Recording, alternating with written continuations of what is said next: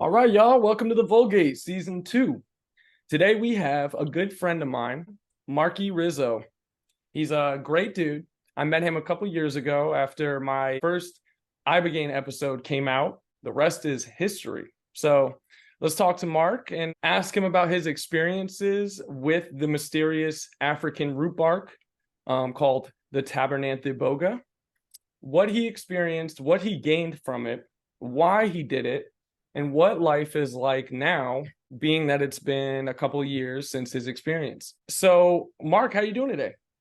Good, man. How are you? I'm doing great, dude. I'm doing great. I was just reminiscing about my own experiences and everything. And, our business is very different. It takes like a few years to be like, hey, we helped this person turn their life around, Yeah. because the nature of drug addiction and human nature is you reach a certain elevation and then a lot of people start sliding downwards. That's not the case with Mark. No one's perfect. We don't get everything right, but damn if Mark isn't close, from my experience, to getting it right on point. I consider him like a star pupil of Iboga itself, and I try to be as well. So Mark, why were you interested in Iboga, and what led you to seek it out? Yeah. So what led me to seek it out was I was taking Suboxone. I'd been on it for almost a decade, uh, and I was trying to find a way to get off of it. You know, with a busy lifestyle, having kids, a family, things like that. Um, so I was doing my own research about Iboga, and it felt like the right thing for me to do. Okay. The only problem is I was having a difficult time trying to find it. I couldn't get to Mexico. Some things were getting in my way, things of that nature. And then I listened to Crow 777, and then right around the new year, that's when the episode popped up, and it all went downhill from there. Basically, I It heard the was Crow episode, And and that was 2020, 2022, January, right? 2022. that's right. Yes, exactly. And when I you say found out. downhill, you mean no more pedaling uphill. Is some people Yeah, use that, for me, you know. for, yeah, for me, dude, it was very like I thought it was going to be easy for me. Like I had the money to go take it, right? But due to some things from Big Brother, wouldn't give me a passport, and you know, it, I had a, it was very difficult. I didn't know what I was going to do. Okay, so I was like, all right, I'm going to get through the holidays, through Thanksgiving, through Christmas. And I said, I'm going to tackle this issue at the beginning of the year. I'm going to figure something out. I didn't know how I was going to do it. And sure enough, man, like just like those little naiads that you talked about, like I couldn't believe it. That episode came up, and I was just like, "Ta-da!" Like that's how it went for me, man. So that's why I always said I felt like you were put in my path for a reason. I'll always believe that. I agree. And So like no, you said, like you were in the process of like going to get yeah, it done at like, a clinic. They have places yeah, in Mexico, Canada. But and then something happened with the passport where, that wasn't even a possibility anymore. So then all of a sudden, at the very same time, the Ibogaine episode pops up yes, from Crow 777. Okay. And that yeah, was my first episode we did. And so you heard that, and our paths crossed. Okay. I love, it's something I love talking about, but it's something I don't acquire anymore, in terms of helping people do their own personal sessions. I put in enough work in getting the information out there and helping people personally as much as I can.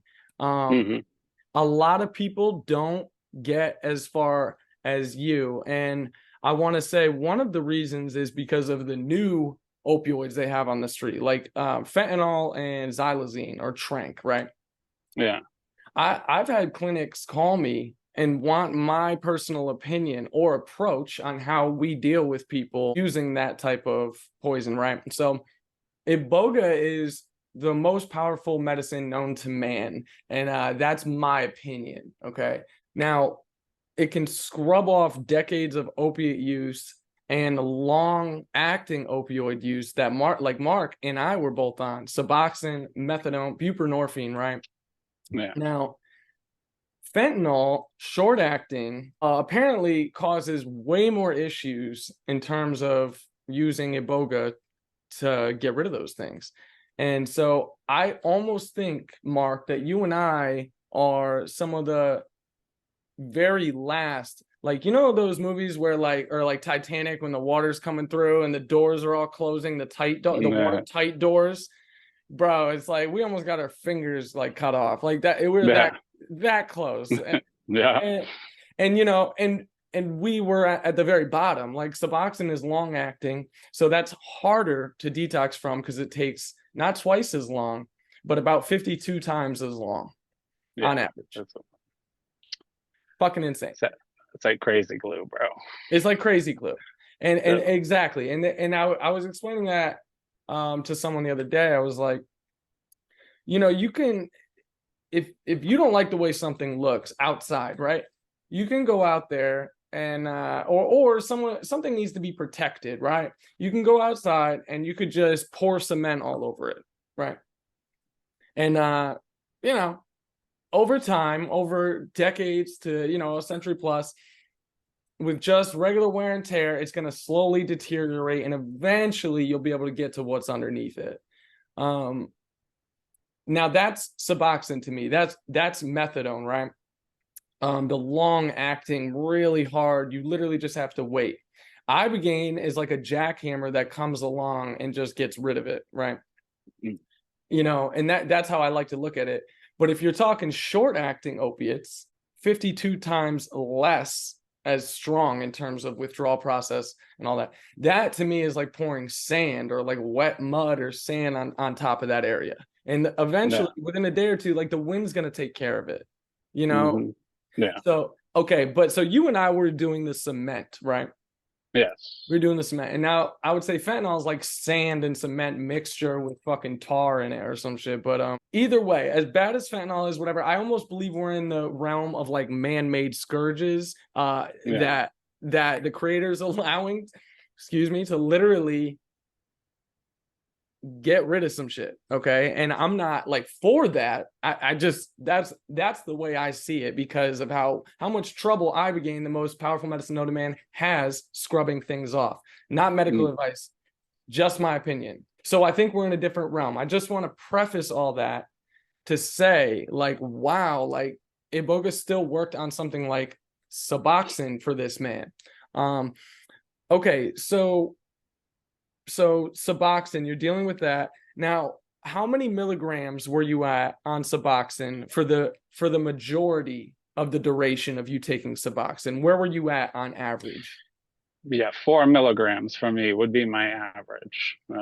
Thankfully, I knew early on that you did not need a lot of that medication, you know, whatever they would give you. Luckily, I knew. So I only took 4 milligrams. But listen, I knew after 3 years that I wanted to get off of that. Like I knew that I didn't want to take it. And this is like this exhausting battle of like trying to lean down to like less than half a milligram a day, skipping days, being sick forever, right? But that's the thing with that drug. And even now, after my experience, I still look back at it and I still, someone asked me what buprenorphine is. I can't give an answer to that question, man. Like it's got to be, to me, it's the most poisonous drug on the market, in my opinion, you know? That's how I feel about it. I agree. It's unbelievable. Like, that's all I'll say about that. Well, I don't want to get on hating on Butte, man. Like I'm one of those people that I hate it, right? I hated it then. I hate it even more now. You know, people ask me, "Oh, don't you think it has a use? It has a purpose?" And that's like a loaded question to me. You know, so I'm not gonna go there with it. You know, nobody's in this big pharma board meetings, right? And you're like, "Oh, how many people did we successfully get off opiates? It doesn't work like that. It's not what it was intended for. You're never supposed to get off of that. And anyone who's gotten off of it, not only gotten off of it, but healed from it, the length of time it takes to heal after taking that, it kind of paints the picture of that substance. Yeah. Yeah. I mean, I'm at the point where I would say buprenorphine would only be an option for me if I was like in Kensington, Philly, with Trank all around me, and I Yeah, was so just didn't know how to get to the next spot. That's yeah, probably what I would do to get to the next route, but that's only because I would want it as a blocker from the fentanyl and all that other shit in yeah, case I slipped, because people are dying left and right. yeah, 48 out of 50 states are have a 90% trank rate out of all their heroin. 90 to 95%, 48 of the states are just xylazine and fentanyl. So that's where people are losing their arms and their legs and all that shit. So if we're in that territory, then yeah, sure. And that, sure, go for buprenorphine, right? If you don't have the option, you're not strong enough to nip things in the bud immediately, because it is really good as a long-term situation. But again, how long-term, what are you thinking long-term? What do you want to do long-term? Do you want to be withdrawing off things for like a year? So that's what Mark is talking about with the healing. It takes, a year, give or take a few months or more, to heal from these things. And now we have Sublocade, which is sounds like the word supplicate, which means to beg, right. to beg for something.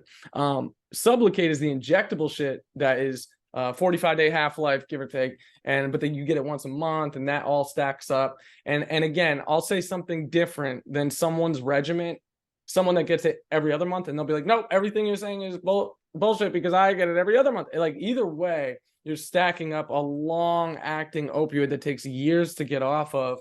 And that just is what it is. And but all that being said, does it help people work and things like that? Sure. I Sure. knew a dude that 2 tall boys in the morning helped him work as well. And that's what helped him work. So if we're in the conversation of what helps people work, I mean, high fructose corn syrup and everything's on the table. So that's like a bad thing, bad conversation to die on. But in my opinion.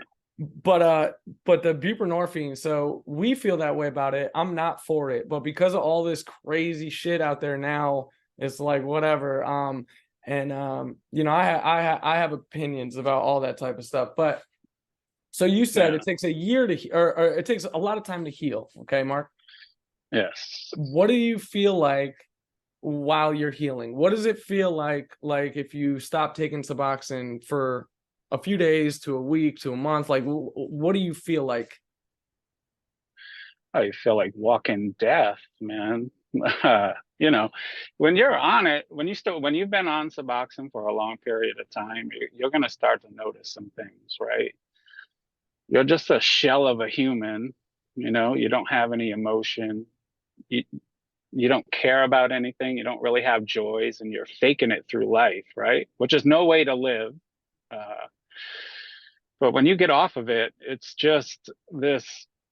You have to go through another word I hate is post-acute withdrawal syndrome, right? This is what I hate too. This is another word I hate.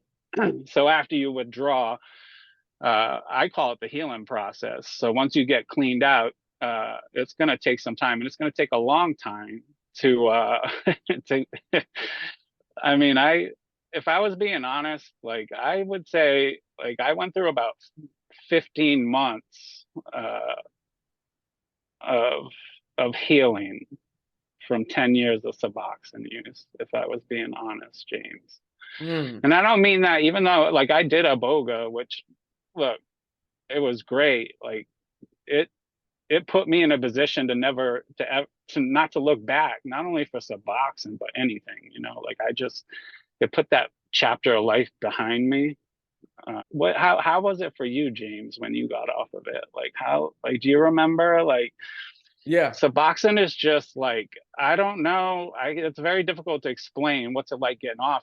It's the same as being on it, except it drags on and it's worse. Yeah. Almost like, Yeah. you're just you're in a nasty state of mind. You still know joy, and this goes on for a Yeah. long period. So, and that can be scary. Think about that. Think about that. You stop taking it. Someone who doesn't have anyone to talk to, or 9 months, 10 months later, you're like, well, hey, like, am I stuck like this? Like, Yeah. what's going on? Are things going to get better? Yeah.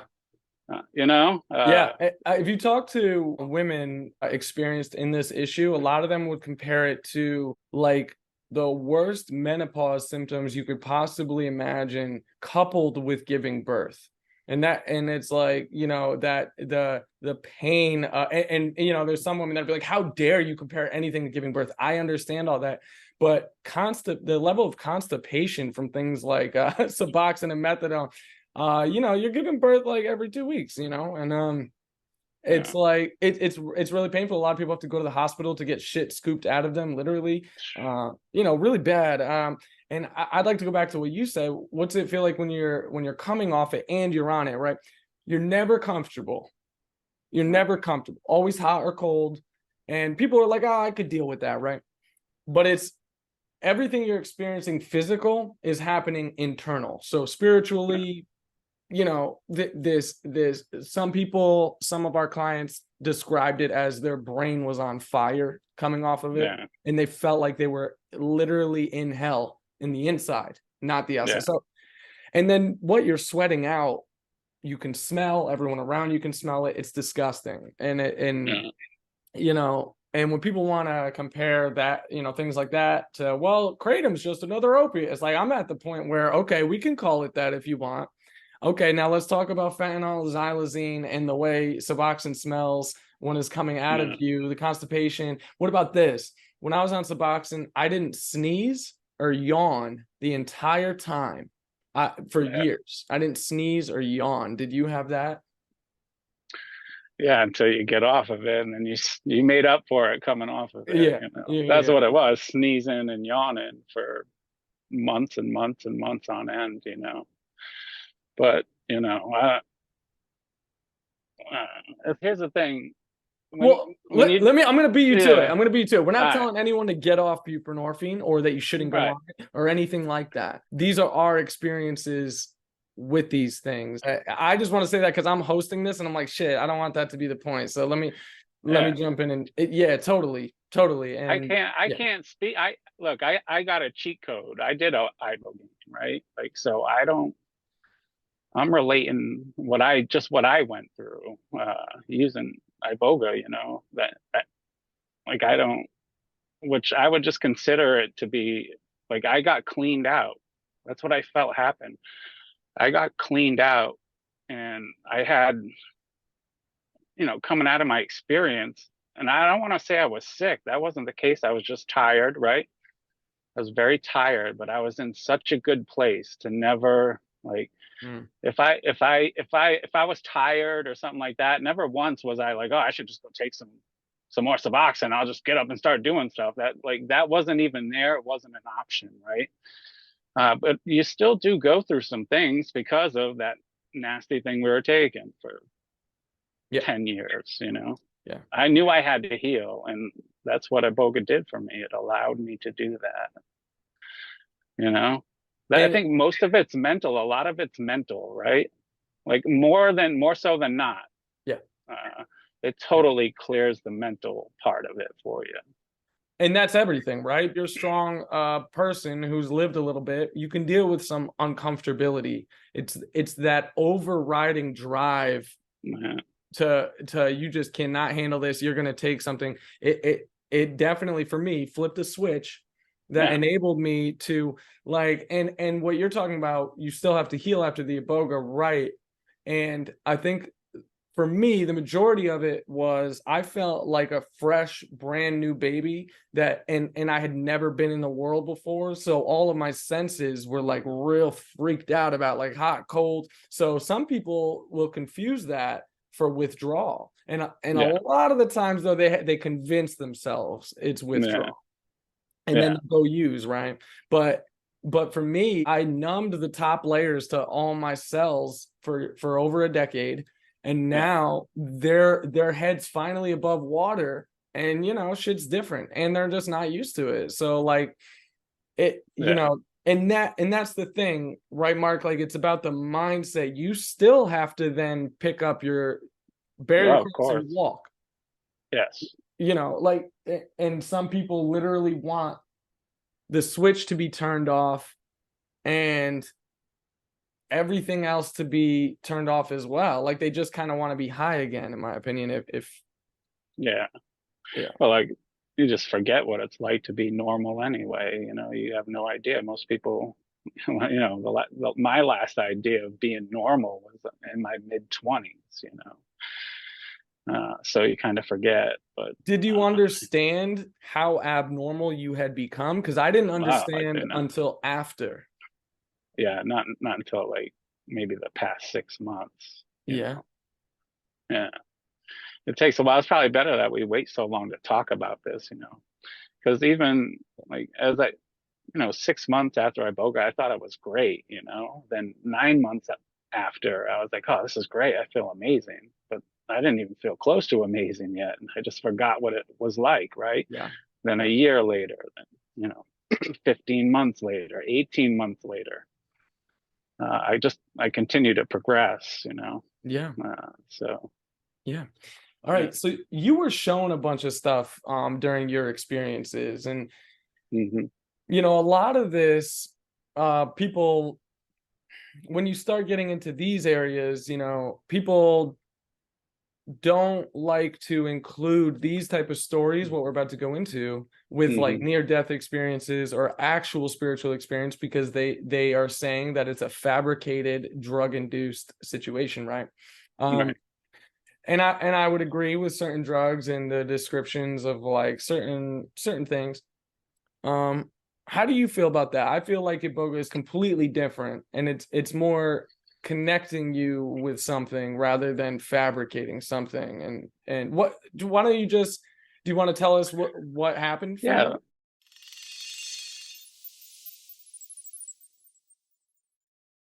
Like so when I took the Iboga, uh, no, I was when I decided to do it. I had to. At this point, I was on kratom for a couple months. Okay. Okay.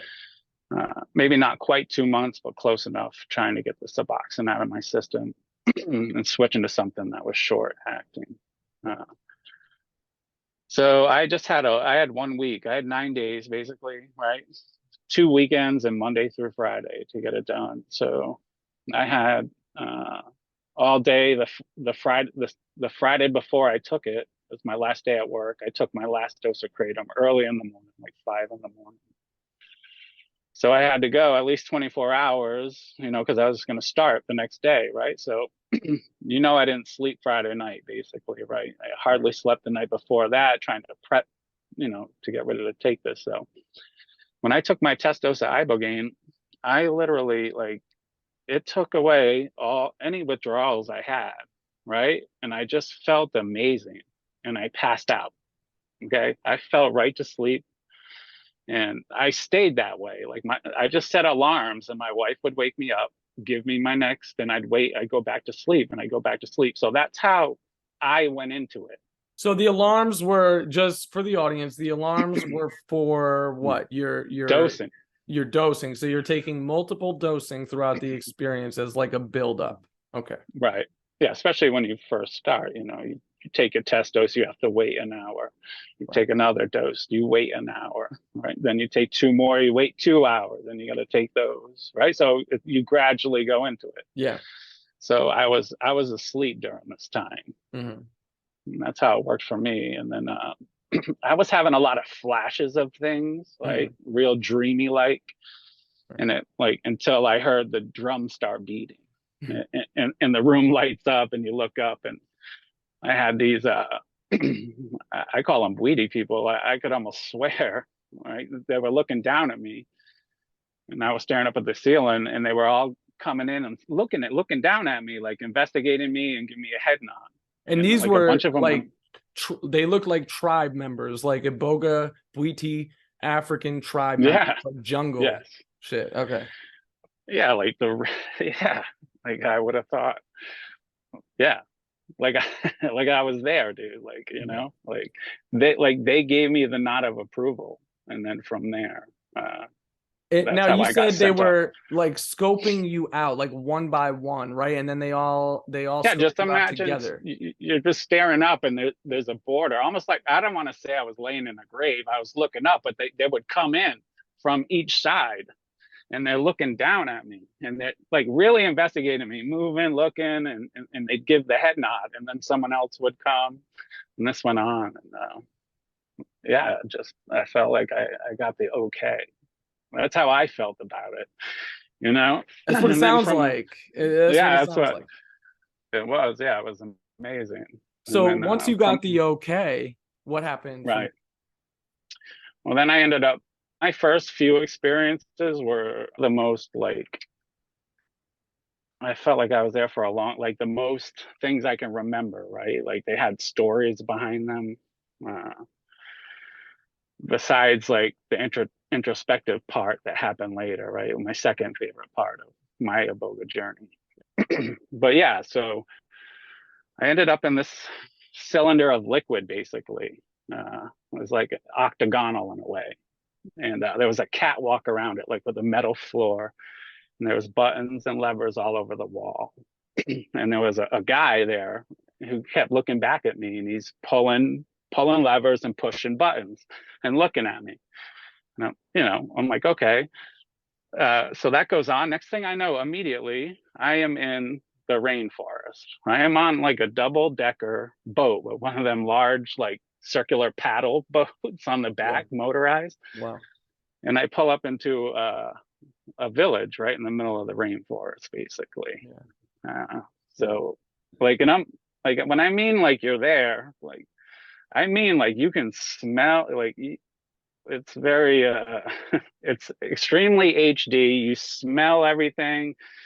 Uh, Almost like you tell, like people say, like, were you there? Like, yeah, I'm almost positive I was there. Like, can't tell me any different. So to wrap it up though, I met these kids. Like I would get off this boat, and there was, you can tell there was like armed guards, and their form of government was there, right? And you could feel the fear from people, and you start noticing that there's vending machines with a certain type of bar, like this orange bar that they had to eat, and water was scarce, and these were being used as tools against the people, right? A lot of arguing, fighting. You could just feel the fear. And I ended up becoming friends with these younger boys. And this, to me, I felt like I was there for months with these people, right? Like, so anyway, what I ended up becoming friends with these kids, but they were like part of the indigenous army, like this army, like with the indigenous people in the woods. And I ended up like they took me in with them down there, and long story short, they overcame the government there, and like showed the people back that the forest provided, and just this amazing thing I went through. It's so hard to like put into words. Like amazing things happened there. I was a part of it, and the most like here's the thing, even almost 2 years later, right? Like I still feel in a way like some sort of an emotional bond with those people. You know what I mean? Like it was Yes. so real to me. Like I don't know, like I know you met some people on a boardwalk, right? Like, and and you met them, right? Like Yeah. I don't know if you still have some sort of feeling towards those people, Oh yeah. Oh but yeah. With the main dude I met, I felt like we were related somehow, and I felt like I knew that right away. And then, but and I worked with them, and then I moved on, and the rest of it was by myself. But they were like kind of almost like uncle figures the way they were acting. But the people you're talking about, like when you spent months with them and things like that, like I was like nurtured and taken care of by certain people in certain yeah, areas, and that's kind of the way it is, right? Like when you're with these people for months, like you get to know them, you get to know their habits and their Yeah. weaknesses and their strengths and what they eat and like, you know. Yeah. Yeah.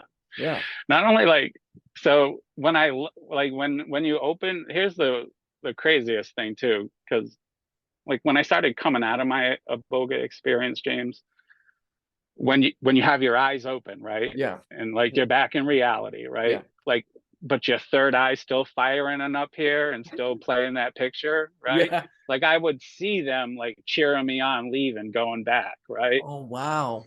Yeah, like so like they were just like I always felt like they were like, all right, you got this, you're going Yeah. back, like you got this, dude, you know? Like I felt that and I still like I can still recall like call on that sometimes. As odd as that seems. So when people say like, is it real?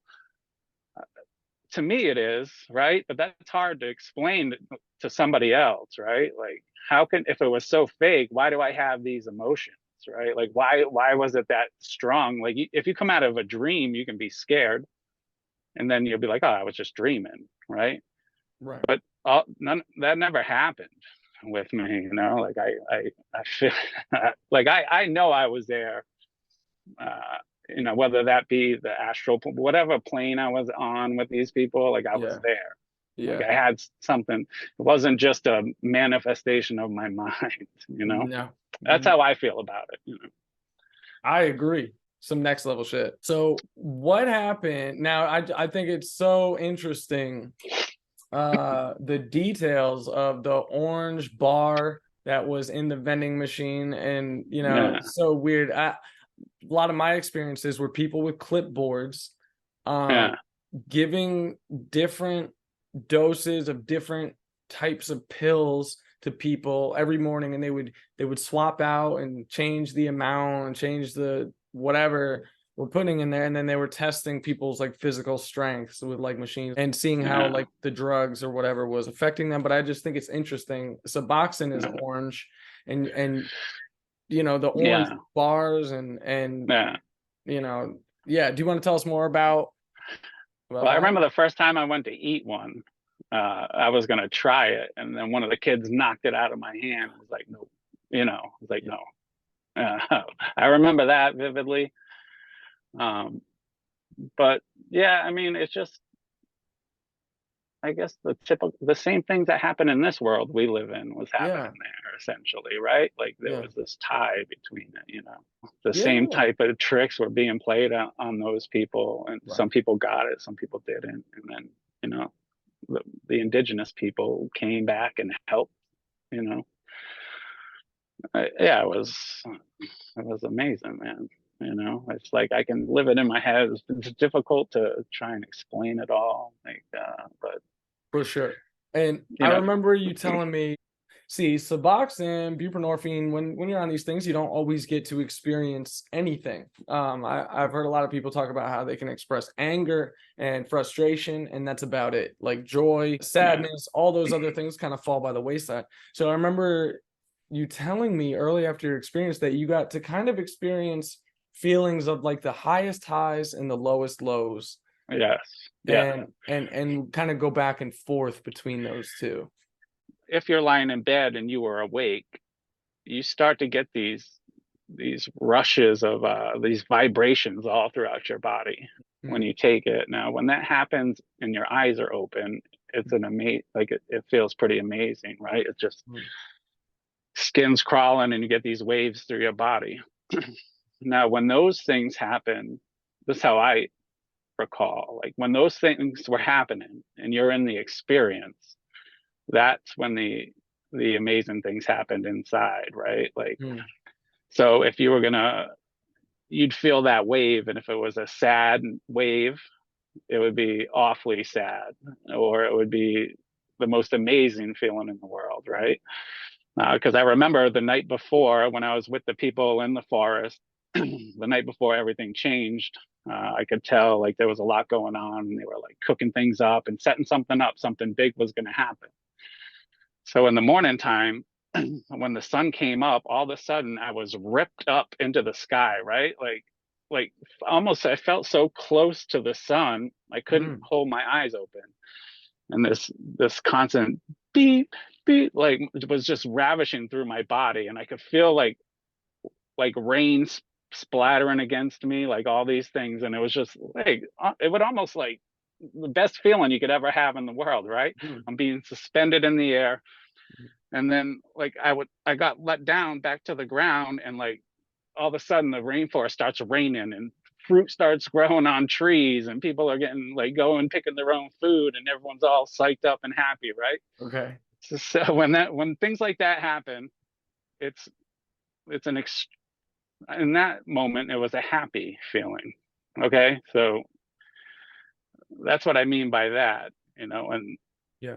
you would also get those feelings on, different experiences that weren't so happy, that could make you feel like, in a puddle on the floor crying, essentially.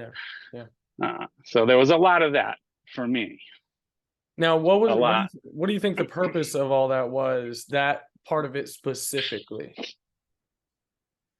I'm not sure, man. I like it was necessary, really. That's how you let things go, I think, Mm, sometimes, mm, right? mm. Is that like anyone who takes like I couldn't remember the last time I cried when I took Suboxone. I couldn't even like I couldn't tell you, right? You're like incapable of things like Yeah. that. But going through some of these experiences, when you're on the Iboga in the experience and something sad happens and you hit that low of a sadness, Yeah. it's something very freeing, I guess I would say, right? It Yeah. allows you to wash those things away, Mm, yeah. process things like that. And this is how I could explain it best. I 100% agree. I bring this up all the time. And the alchemist, when he says he wants to clear his mind, he tells the boy to dust the things in his shop. Okay. So in representing the owl and how they reflect, and impact one another. So I see it as like this whole realm is, good and bad, like the polarity of it. And people will be like, oh, new age, blah, blah, blah. Doesn't matter what you want to call it, who you want to give credit to, doesn't matter. The fact is, there is a hot and cold, there is a right and left. Yes, there's way more than that. Regardless, there's a happy, there's a sad, there's a mad, there's a joy, there's all that, and everything in between, right? And we're in that in between, and we're like a bell, or like the bell ringer right here, and then on each side of it, there's like the polarities, the extreme horrible, the extreme great. And so the buprenorphine, certain or all types of drugs, alcohol, gets in between the ringer and each bell, and it kind of just keeps putting pillows around it, so it can't go back and forth and ring the bell as it needs. Either way, you just stay in the middle and nothing gets rung, right? But when you rip those pillows out, this drug, the alcohol, whatever, you're all of a sudden able to move around again, and your body starts going crazy and just starts ringing the fucking bells like back and forth. And I think that's what it is. And I think, you need to get your bell rung, like you need to get shaken out of the numbness that life, is. I think we are kind of just sold this thing of like, well, you feel bad, so you need to feel better. But really the gift of life is the experience of all of it. Oh, exactly. Yeah. You can't navigate this place without like your full feelings, like, and like you have to, it's a part of this experience. You have to have it all working properly. Yeah. That's how I feel about it now, Yeah. 100%. What about talking to people? The one big thing I noticed with our clients and myself is that, like, I'm so embarrassed because I feel like a completely different person. I feel like myself now, but I feel like when I look back at home videos or whatever on Suboxone or methadone or whatever it was, I like don't recognize the person and their behavior. Like it's embarrassing, and how self-unaware, and how just like kind of you're just in a crazy weird autopilot. But I can remember feeling the frustration of never being able to get my fucking point across. That's what Suboxone did for me. I felt like I could never get my point. Like I could never, no matter, even if someone gave me 10 hours to speak, I'd still be at the 9th hour being like, feeling like I'm hitting a wall. Yeah. Did you Yeah, have this that? is a frustration. Yeah, like you can be frustrated on Suboxone. It's just mad at everything, mad at the stupidest things, like, oh, babe, I'm going to this. Can you run up to the store for me? I need some milk or something. Like, nah, I'm not going up there. I'm not gonna go up there and get milk. You were there earlier. You should have got it. Things like that. Like, I remember a good friend of mine, Sonny. I used to hear him talk about what it was like for him on Suboxone. It's just like you don't want to leave the house. You don't want to do anything. And a lot of people start to get these feelings, right? And you're just miserable all the time. Like Yeah. you just don't have, and you start becoming aware of it. Like, hey, this isn't normal. Like, I'm Hmm. not supposed to be feeling this way. Like, Yeah. what do you mean? If she wants me to go to the store and get some milk or bread, whatever, like, what's the big deal? Like, why do I feel this way? I should just go get it. Be like, yeah, no problem. I'll go get it. These types of things is how I felt, just checked out, didn't want to do like I'm gonna be home and that's it. I'm home, I'm home. I go to work, I work, and I come home, I'm home.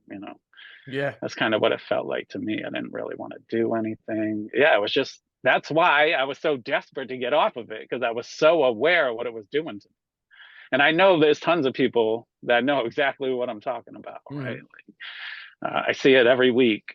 Someone new shows up, like talking, like, "Hey, man, like something's wrong. I've been on this stuff for a while. Do you feel this way? Like, I'm starting to feel this way." Like, yeah, dude, welcome, welcome. Welcome. Like, you have to be. Some people are aware of it. Some people aren't. That's the other funny thing to me. Like some people, I don't know. Some people will be on that medication for life. They think it's great. They don't have that awareness of like what it does. Either that, they're lying to themselves. I'm not really sure, but you'll notice that a lot too. Some people are unaware of what it does to them. You know. And then other people will like, just, and I was one of those people that try to combat the side effects with just like other drugs or like, you know, Yeah, because like motivation. Okay, so I need another drug to get me motivated then. And it's like, and then it lowers your testosterone. And that's yeah, the real lack of motivation there is no testosterone. And then so you see all these guys on these long acting opioids are not, a lot of them don't complain, but a lot of those dudes are on like T shots. They're on yeah, testosterone, drugs and stuff yeah, like that. And yeah, that's a real confusing thing too, because it tends to produce this very passive, not passive aggressive, but just like a passive male. But yeah, but you're kind of like in the testosterone thing, so you look the part, but yeah, the yeah. It's not passivity and there. everything is weird. It's really weird how Yeah, it confuses your physiology and all that. Um yeah. uh Well, imagine the people that have no, like some some lady who's 38 years old. She has no one to talk to. She's been taking psych medicines, antidepressants, right? One day she thinks, oh, I'm just going to stop taking it one day. Like she's no big deal. I'm not right, taking this, right? Like she has no idea what it's going to do to her, right. right? And it's like imagine those people. Like they have no idea what they're in for. And then they're back at the doctor. Hey, I was feeling this way. Yeah. It's like more and more cocktails, more cocktails. It's just a sick world we live in. Yeah. And if you're a It's single just like, mother, dude, if you're and like you're in just that position, like the fuck, like my heart goes out. And that's the other thing. I can be real passionate against like certain drugs and real passionate for other things that help yeah, with these things. At the end of the day, like if you're on anything, whatever, some people, certain clients like don't want to disappoint me, so they don't tell me things, like all these things. I don't judge any. If you're on 24 right, milligrams of Suboxone right now, my heart goes out to you more than right, anything. Like I wish you the absolute best, and I don't like look down at you like you're an idiot because you won't get off. Nothing like that. It's a warfare that people do not understand until they're in the yeah, foxhole. Like, and you get that, I get that, and why I love Iboga so much is because exactly what you're talking about. It's that flip of the switch of the mind that yeah, people need, and sometimes people need to go on a vacation, a sober vacation, and that's what Iboga was for me. Like it, yeah, all of a sudden I was able to time travel to other decade. yeah, It's just like I could, I'll die happy no matter what because I have my beautiful wife and family and all that. yeah, But if I didn't, I at least have that, and it gives me so much hope in what this life could be, and it gave me instructions on how to live, and just, you know, and a lot of it Yeah. was by showing me really fucked up examples of people's lives. Like that was, you know, Yeah. time traveling to the 50s and seeing people destroy themselves with speed and different things. And, you know, but if you don't have that experience, a drug documentary is not going to do it for you. Like No. like it's just not, it's not the same thing. And then, you know, you're spending months to a year doing that stuff, or years, you know, in the experience, it feels like. So it's a gift, it's a treat that blows your mind in terms of what is possible, you know. And No.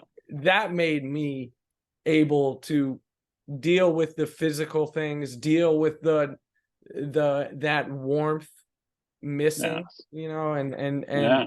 because that's not it. That's not what we're seeking. Like, the, you know, in life, that shouldn't be what we're seeking. Right. I just like, to me, like through some of my experiences, like where I'm at now, and this is subject to change, right? I feel like it was showing me bits, like through other people, uh, bits of my personality, mm, the right way to use it and yeah, the wrong way to use it. mm, That's kind of like, if I could sum it up, that's what it was trying to show me. mm, Like how to use, like I have a lot of pride, things like that, how to use that properly, how to not, don't do it this way, do it this way.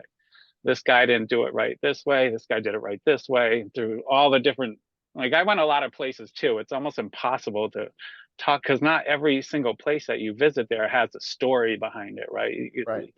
Like one time I just ended up in what I would consider Sweden or Switzerland, right? And I'm Yeah. at this family's house, and they make pastries, and they have these it's snowing out. They have these beautiful cases of this beautiful pastry that you could eat, and I was like Yeah. an honorary member, and they were showing me how to make it. Like I'm just there, right? Yeah. Like all those little things, like Yeah. so many different places I went. Uh, I was like in like Sherlock Holmes, England, back in the 1600s, and like a murder mystery, like like so many Yeah. things I was part of, like, and so it's so hard to piece it all together. That's why it's very difficult. I've still, for 2 years, almost 2 years later, I always go back and try and see if someone's posted a new story, because you're always Mm, trying to hear someone sum up in an Iboga spirit, how to sum it up and talk about it properly, right? Like yeah. I don't think it's possible, you know. It's It just takes years no. for sure, like you said. Like I'm over 5 years since my experience, and I've probably made sense out of like 35% of it, maybe. And Right. and that's because I think I've had the opportunity to talk about it with thousands of people, and like so many other people have helped me figure out what things mean. And, Yeah. you know, but yeah, dude, 35%. And Yeah, just even in the things you won't like, you just remember, like something will come across to your mind, like, oh yeah, like mm, I remember that. Like, so yeah, it's a hard thing to explain. But I don't know about for you, but for me, maybe the most important thing for me was that my glass house that I was in. Towards the end of my experience, I mm, ended up in, I've told you before, I was in this 2-story glass house. It was yeah. just, the walls were glass, the sun was shining, and I was in there on the second floor with my phone. Okay, like just my phone, like it was like literally. Um, I was there for a long time, but I had a lot of disembodied voices during my experience, right? Like you would talking to someone, but you go to look and they're not there, that type of Mm, thing. yeah.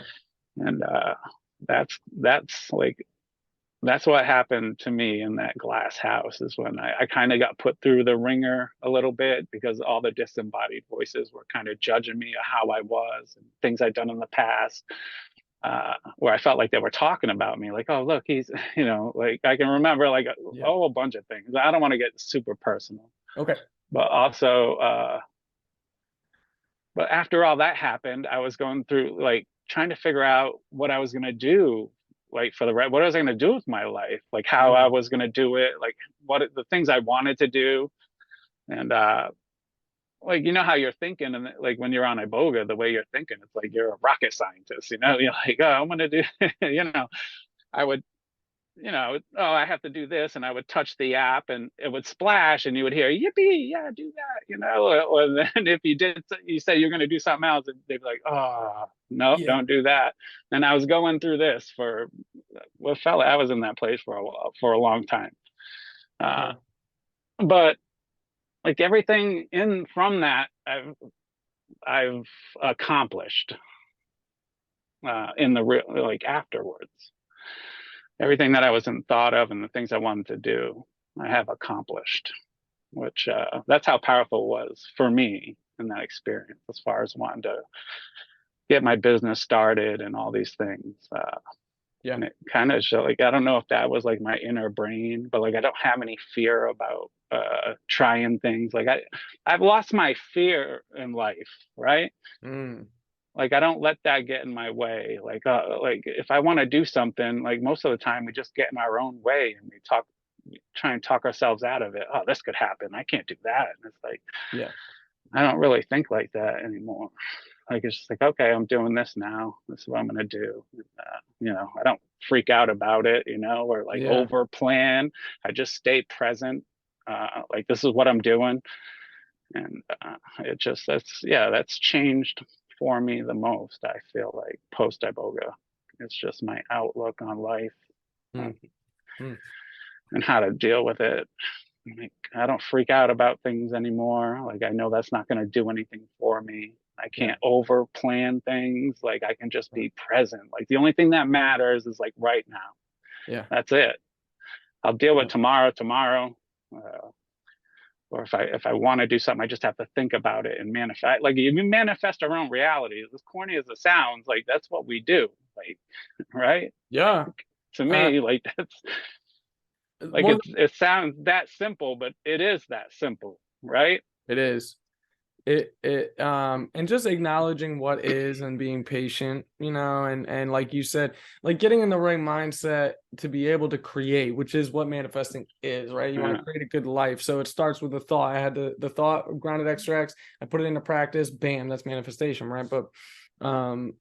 But the law of expectation, the law of assumption, these things, like they start to finally make sense. I think Iboga, what a phenomenal gift Iboga is in one way that most people overlook is what you're talking about right now, is that when you take Iboga, before you're like time traveling or going to other countries or whatever, your brain's like moving a million miles an hour, like scanning through memories and like the creator flipping his thumb through your brain like it's a book, right? Right. But then you get to that other place, and all of a sudden you're sober-minded. But more than that, you get to have the mindset that you just described, Mark. That you get to have the mindset of, oh, what am I doing right now? What's in front of me?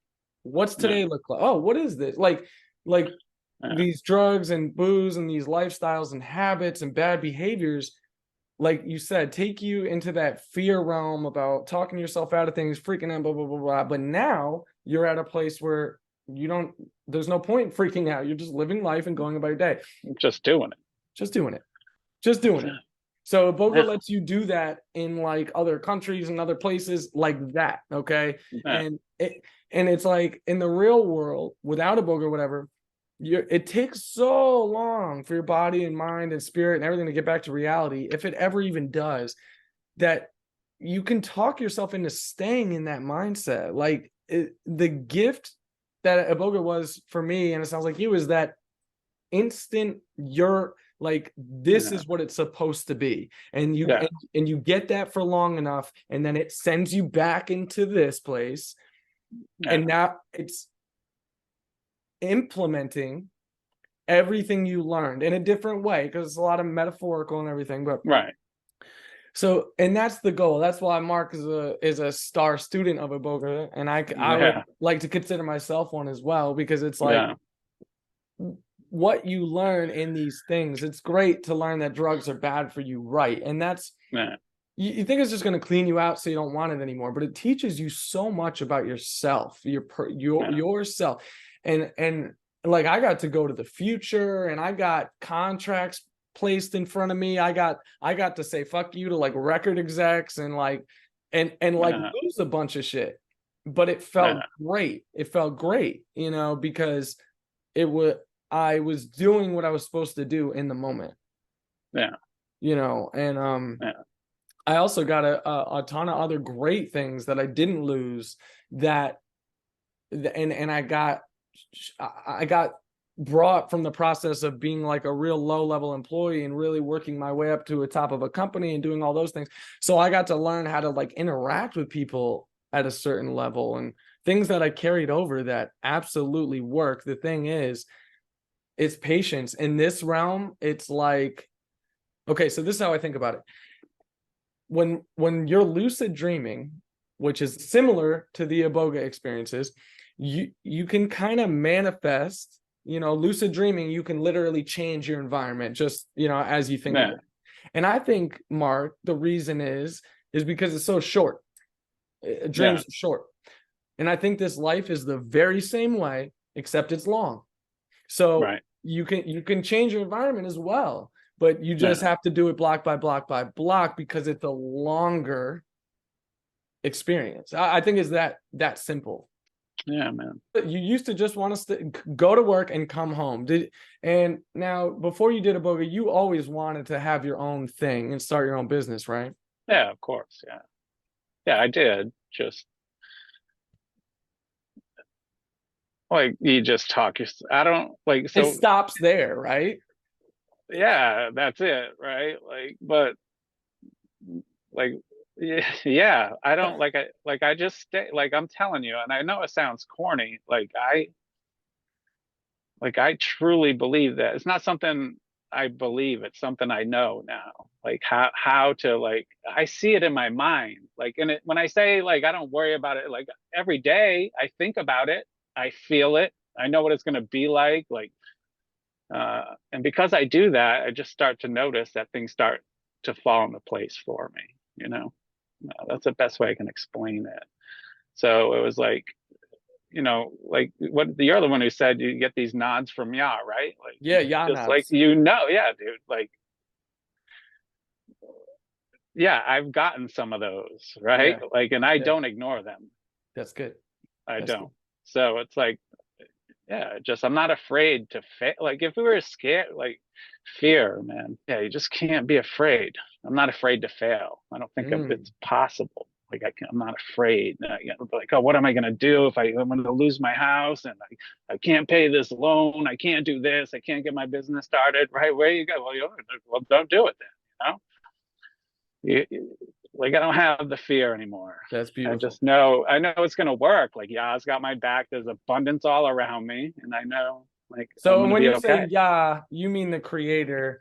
And yeah, and I truly believe that when we are full of fear, you know, like when I was on buprenorphine and all the other prescriptions I was on, I was so afraid to like ask my boss for like basic shit, like for no reason. yeah, You know, I'd be so afraid of getting into work late that I would stress myself out to like a paralyzed place where I would definitely be late, like all the time, like just insane. So I had no faith, you know, because I was just filled up with fear, and that's what it is, just having faith. And if you're doing the right things and you're not, it's so simple, it's so case by case basis, but at the end of the day, if you know, you're doing what you feel convicted to do. Now, does that mean like if someone feels convicted to like do a bunch of horrible shit? Listen, I don't know at this point. I mean, you know, but I do believe in following the conviction. right. You know, and if it's a crazy conviction people don't understand, but you're putting in the work, it's going to pay off. And that's another part of it too, is sticking through the hard parts. When you get out of Iboga, you can learn a lot of stuff, but it's putting it into practice and having faith that eventually you will get to a very good place one day. And it's like, man, I feel like it's just a download of wisdom, a massive amount of wisdom that you get to see real quick, and then it gets closed up and put back inside of you, and now you can access these things just because you were willing to look at them in the first place. And Right. it's not like ayahuasca did something into me and now I'm connected with them forever. Not even like that. Right. You're just becoming yourself, and Yeah. you know. Yeah. Do you agree with that? I totally agree with that. You know, it's like these are when you're on the medications, it's very difficult. It blocks you from getting those nods and like, you know, like you're very blocked off. You're not open to these things, right? But as you clean up and you start to heal and you're in tune with these things, like it's to me, it just opened up it opened up a whole new world for me. It's just been amazing. It's Dude. been totally amazing, dude. Like no other way to explain it. Right. So I'm like I feel like the luckiest man on earth. Like I don't need, like, you could give me $10 million and not much would change in my life tomorrow. You know, Right? my cup is full, and my backpack is light, you know, like I don't need a lot. So therefore, like, I don't know, just I'm happy, man. I can't remember ever being this happy. Like I'm the happiest I've probably ever been. And coming up on my mid 40s, you know. Fucking So awesome. and that's what, like, this is what I mean. Like you have to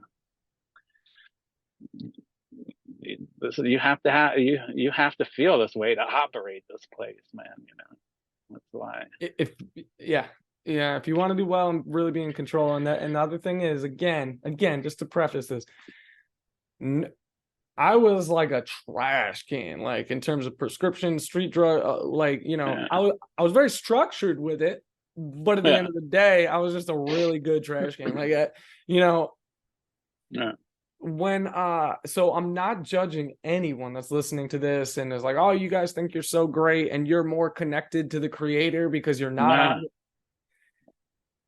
it's you know, and I've worked with people who get insulted when I say, you know, you'll be able to get connection to source way stronger than you currently have it, and they get offended at that. But it's not ever something to be offended of. It's something that should, and the intention is to inspire hope, because Yeah. people like us who have been there didn't know Right. that this place existed, that this version Right. of life, I just forgot, or Right. I just wasn't privy to it. And Yeah. yeah, so anyone that's still on it, it's not, if you're like, you're going to church all the time, or you're in a spiritual group, or you're a Buddhist and you are just connected, that's great and everything. There's still a place above that when you Yeah. cut those ties. Yeah. That's the idea. Like I just want to inspire people, you know, because there's, you know, like there's so many people that are on these pharmaceuticals, man. It's like it's unreal, and a lot of people don't have a place to talk about it, you know. And I just, you know, that's why I like to tell my story, you know, because I was on Suboxone for 10 years, never mind the years before that, all the dumb things I did. But did I make it through life? Yeah, I did, you know, but it wasn't. You have to get off those things. Like you have to. I truly believe that. I wanted to. I knew that I needed a way. I wanted to get off of them. And you know, I just want other people to just have hope, and you got to get off of that stuff, you know. The conspiracy theorists in us, you know, things like that. For all those reasons, um, you just have to get off those things. Like you have to. I want people to feel like the way you describe, and I know exactly what you're saying. Yeah. And I almost, sometimes people can look at you like you're a jerk, like, because they Yeah. they really are not picking up in the sincerity that you, out of care, you want Yeah. them to care for themselves more and experience what you've experienced, and Right.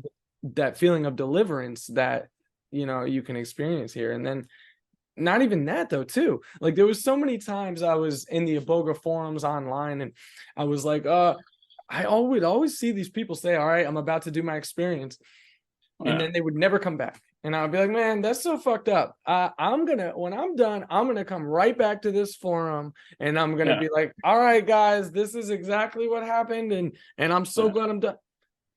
you don't realize that the shit feels like years when you're in it. So Right. that drug forum was like years ago, and you don't Yeah. even know what the fuck, like, and your Yeah. priorities are not to go online and let strangers know where you're at. Your priority now is like, what Yeah. blueprint have you been shown, and how are you going to implement it, like, in Yeah. silence?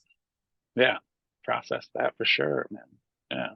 Yeah, It's just I've shared my stories a couple times about what I did, and a lot of people will ask you for help, but like, do you find that only like a small percentage of people would actually like consider doing what we did, right? Do dude. you feel that way? Dude, my list and my Like, family complained for years that they wanted a way out, and as soon as I found one, they're all like, "Oh shit!"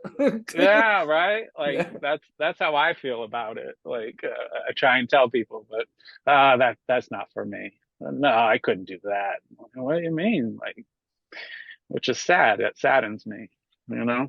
it is. It's sad, dude. And like real smart people have said to me, do you think God is okay with something like that? Because you talk about the time travel, and these people are addicted to fentanyl, and I'm like, the fuck are you talking Yeah. about? Like, you're that cut off to ask that question? Like, Yeah. god damn, like, and my Sorry. my heart goes out. Like, Yeah. Like, where did that come? Yeah. I mean, yeah. they don't Just, realize how insane they sound because they want another excuse to not do it. Like the one day yeah. they Like, care about what God thinks, like they're shooting dope in their neck, and that's just like, yeah. Yeah. Yeah, dude. I mean, it's one of those things, I guess, James, it'll find the people, that are right for it, I guess. I mean, I don't know. I can't answer that question, why so many people are scared to do it or don't want to do it. Uh, to me, it was such a gift, it was right, amazing. Like, you can't, like, it's difficult to explain to somebody, like, okay, like, what does that mean? Like, it gets rid of addictions. Like, how do you explain that to somebody, right? It sounds too good to be true, right? Like, what am I going to be? Like, am I going to be the same person? Like, what's going to happen when I come out of it? Am I somebody different? Like, how do you explain to someone exactly what happened? It's a difficult thing, but you don't have, I remember just waking up in bed and, maybe 24 hours after, like, coming out of it, I knew it was morning time. Like, I'd tell the sun was coming out. And I was just laying there in total peace. And I'm like, well, like, what do? I get up and drink coffee? Like, I don't want coffee. Like, well, that's what I do. I drink coffee in the morning, right? Like, you had no need for it, right, right? Like, yeah, you didn't have to do that if you didn't want to. yeah, Not that nagging thing, like, get up, I gotta have coffee. Hold on, I yeah, gotta go down there. Or, I gotta hit my vape. I gotta do this. That's not yeah. there. And you can't really explain it. Your brain doesn't go there. It's no longer a need for you. You're still you, right? Like, that's the best way I can explain it. So you could set your attention for a lot of things coming out of that. It doesn't have to be just drugs. Like, it could be almost anything, Dude, right? And you could I just have run no with that. sugar in my coffee anymore, no cream, Yeah, no not. I'm blown away, bro. yeah, Yeah, yeah, dude. I don't know. I it don't puts you know, in the man. driver's seat of self-control, in my opinion. um Yeah, if you stick with the program. I have seen people go right back into the shit, but those were people that, I don't know, man.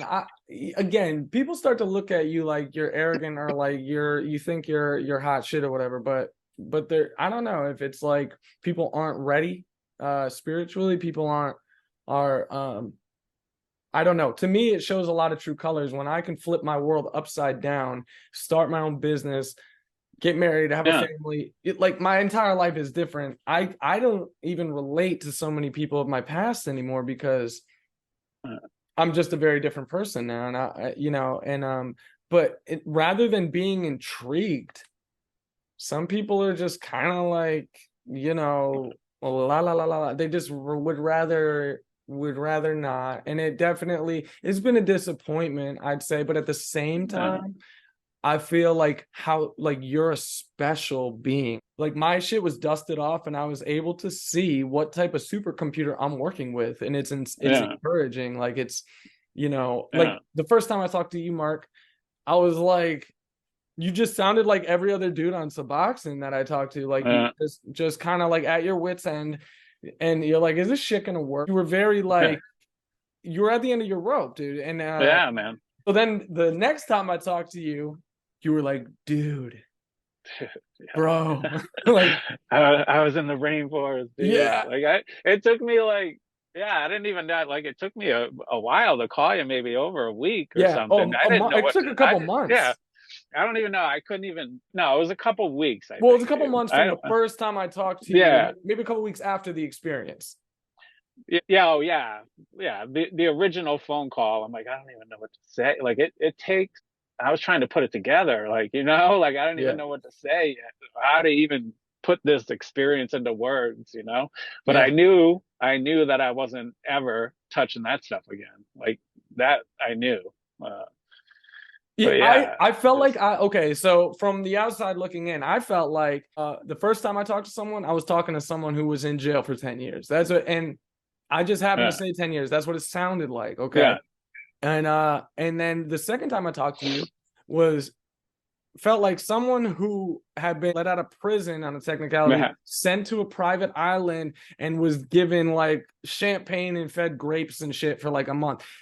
yeah, And then I got to talk to you. That's what it sounded like. You can hear it in the voice, yeah, like this completely different person, dude. And I was so yeah. happy. I was in my driveway in New York, and I was like, me and Naj were looking at each other like, yeah, because Yeah, dude, it was amazing. Like, dude, it was so I was amazing to like, hear you. And like, I consider you my brother. yeah, You're the first dude that I knew that yeah, was able to connect to me on that. And it's just been so cool to see your journey. And now you're wrapping up school to start your own business, right? that's it, man. Yep. For that last part of life, like I'm ready. Like I'm ready to be old. I'm setting it up. I'm setting it up. Yeah. I'll have something for my boys in the future. Like this is what I'm doing now. Like I It's already beautiful. know. It's just not like, and I don't want to be a millionaire. It's not like it's just I'm gonna have that. I'm gonna work for myself and I'm gonna provide for my kids for Yeah. the future. I have boys. If they want to do what I do in the future, cool. I can leave it to them. Like it's you know, Yeah. just creating something of your own. That's what it's all about, dude. It's starting to get dark. I always have to. This is my office. I'm in the, the work office. It's getting dark. It's been great talking to you, bro. Always, man. Is there anything you would like to add, or you would like to, and we can do this again, Oh man, yeah. if there's anything you want to say to anyone who is dealing with this right now, trying to figure out how to transition. And again, if your life is not being badly affected by these things and you use these things, all power to you. Yeah, yeah. If you're ready, you should know too. You should know yourself. You'll know when you're ready. And Iboga is it's the way to go, in my opinion. You know, just yeah, dude. But just I think you'll know if you're the right person for it. Mhm. You can take a week off and you can sort your life out. Yeah. Dude, Get that's that how I feel about it. get that boost you need. You'll know. Ultimately, it I, comes down to the person. bro, I was told about Ibogaine when I was like 9 years old, Yeah, maybe, by my dad sitting in a diner, and he was like really stressed out about trying to figure out how to get my uncle off of heroin, right? So it was like 1998, 1999, and my dad at this time was on Vicodin, right? My uncle was like getting like going into the hospital, like overdosing and like really crazy. My dad was keeping a business together, and he was someone who was like a functioning, addict, but yeah, definitely affected him, but still not in life destructive. Well, shit, I'm like eating my words as I talk, but at this stage it wasn't terrible at all. But my uncle was. So my dad, I'll never forget sitting at the diner and him telling me about this thing that flushes your blood out within 48 hours. And in Mexico it's only 10 grand. My dad was telling me this in the late 90s. yeah. And I had no idea what the fuck he was talking about. I was just like, okay, like, you know, he's sick. Yeah. Oh, okay. And then Law and Order had an episode with Ibogaine, and my dad made me watch it, and you know, my dad was just always interested in it, and so I've always been drawn to it. I always wanted to do it to get off opiates and things like that, but I had this one instance, this download of it's accessible to you, and I was on Suboxone and all this other shit, but I got to download a Yanad saying it's accessible for you. If you look for it, you'll find it. Yeah. And that's how I feel about it. So if anyone is wondering, blah, blah, blah, blah, if it doesn't keep popping up for you like it did for Mark and myself, then, you know, maybe it's not for you. But I think it almost finds you, you know. It does, so for sure. Absolutely. That's how it works. You know. Beautiful. Beautiful. Yeah, so take from it what you will, but it's totally changed my life, and I'm thankful every day for it, you know. Me too. You can do it the old-fashioned way if you want, and wean down, and good luck with that, you know. But if you want, you know, I felt like it was a do-over card for me, you know. Yeah. Do-over. Yep. You know, you still have to work for it. It just, you know, it's well worth it though. Well worth it. There's a Bright Eyes lyric that always made me like tear up inside when I was younger, and I never knew why I liked it so much, but it's something like,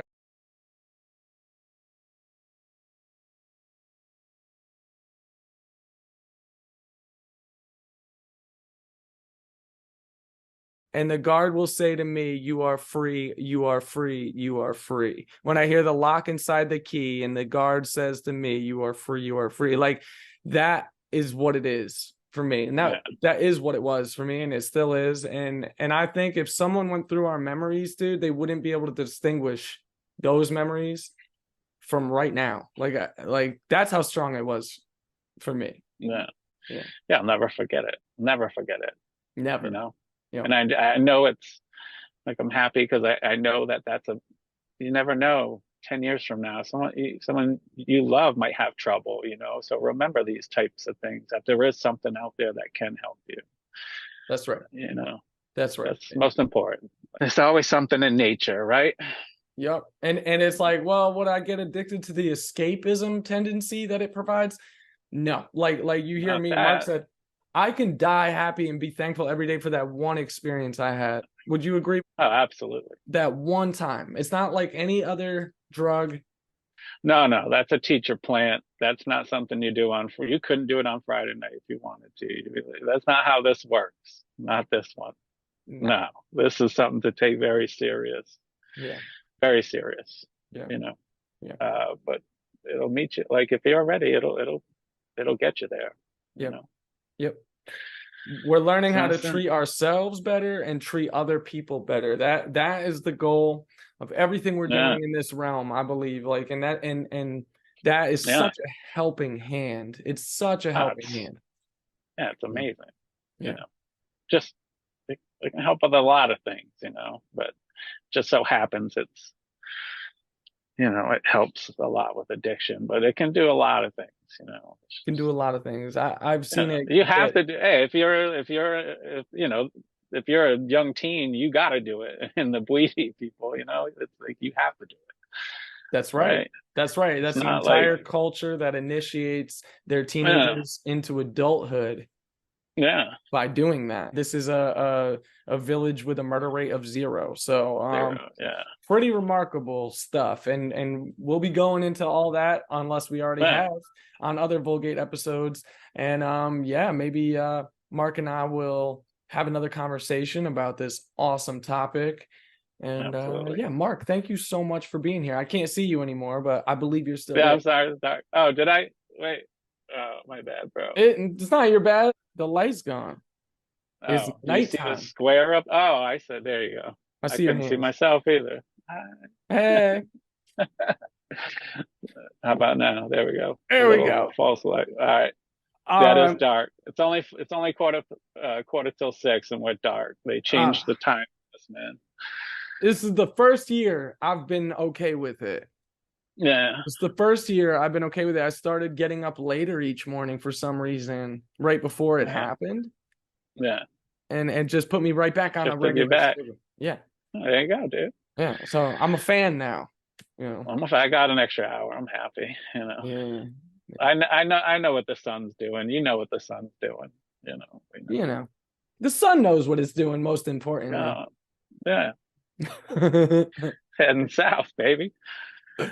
Fuck yeah, bro. All right, Mr. James. Well, all right, bro. Maybe I'll see you in Florida one day, and we could do an in-person interview. Bro, you know it. Don't forget to call your boy. I will. I fucking will. All right. All right, much love, dude. Later. Peace. All right, y'all. Hope that was fun. Thank y'all so much, and I will see y'all next week on the Vulgate Season 2. Peace.